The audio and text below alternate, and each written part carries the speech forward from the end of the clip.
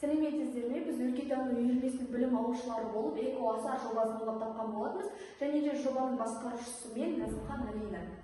Эко-Асар жобасының мақсаты мен міндеті оқушылар арасында эко-сананы қалыптастыру, қоршаған ортаны қорғау мәдениетін күнделікті өмірдің ажырамас бөлігіне айландыру, оқушыларға экологиялық тәрбие беру арқылы саналы ұрпақ қалыптастыру. Өзектілігі қазіргі таңдағы жаһандық және жергілікті экологиялық мәселелердің ушығуымен, сондай-ақ қоршаған ортаны сақтау үшін қоғамның саналы әрекет ету қажеттілігіне тікелей байланысты. Жобаның бағыттары, жоба 4 бағыттан тұрады. Біріншісі Аялайф, Таймлайн, Экопейпер, Қолқанат. Аялайф бағыты қоқысты сұрыптау қоршаған ортаның маңызды қадамы. Мектептерде арнайы контейнерлер орнату арқылы атмосфераға зиянды газдардың бөлуін азайтып, табиғи ресурстарды үнемдеуге болады.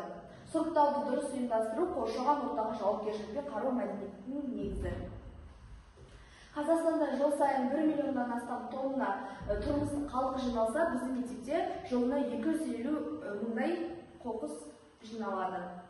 Таймлайн бағыты. Аптасына 2 рет мектеп кабинеттерінде жарықты өшіру арқылы біз табиғатты қорғауға, энергияны тиімді пайдалануға және қоршаған ортаға қамқорлық жасауға үлес қоса аламыз. Әрбір адам жарықты өшіру арқылы үлкен өзгерістердің бастамасы бола алады. Бізге тигізер пайдалары: біріншіден, көмірқышқыл газының шығуы мен ауа сапасын төмендетеді.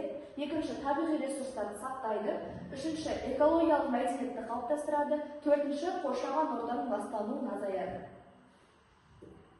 Экопейпер бағыты. Қазіргі таңда қағаз қалдықтары табиғатты ластаушы негізгі факторлардың бірі болып отыр. Оқушылар, мұғалімдер ескі қағаздарын қайта өңдеуге бағыттаса, ормандарымызды сақтап, экологиялық тепе-теңдікті нығайта аламыз. Бір парақ бір ағашты құтқарады демекші, бұл жоба табиғатқа деген қамқорлықты іс жүзінде жүзеге асыруға мүмкіндік береді.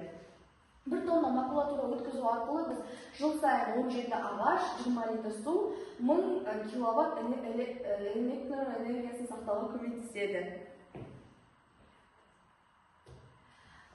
Төртінші бағыт Қолқанат бағыты.